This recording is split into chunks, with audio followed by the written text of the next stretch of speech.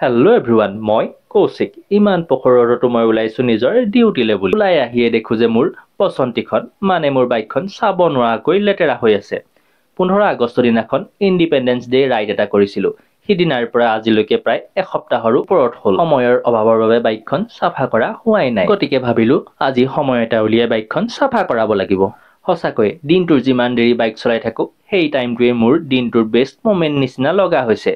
অফিসৰ কাম কেইটা খতম ৰাস্তাৰ বিনামূলীয়া পাউডাৰ লৈ মই পালোহি শিৱসাগৰৰ দ্বিতীয় অফিসৰ ওচৰত থকা পুষ্প ৱাচিং চেণ্টাৰ ৱাচিং কৰি থাকোতে বাইকখন চাই থকাৰ অভ্যাসটো মোৰ নগলে আৰু প্ৰায় হাফ এন আৱাৰ মান ধুনীয়াকৈ ৱাচিং আৰু পলিচিং কৰাৰ পাছত ৰেডি হৈ গল মোৰ বসন্তীজনী তাৰ পাছত মই আহিলো ভন্টিক হোষ্টেলৰ পৰা ঘৰলৈ নিবলৈ বুলি এইদৰে আমি গাঁৱৰ খলাবমা ৰাস্তাৰে আহি ঘৰ পালোহি আমাক আদৰি নিবলৈ আহিলে মিষ্টাৰ টমি বহুত দিনৰ পাছত বাইকক দেখা পাই হি ফূৰ্তিত ক'ব নোৱাৰা হৈ গৈছে বাৰু আজিলৈ আহিছো আজিৰ ভিডিঅ'টো ইমানেই বাই বাই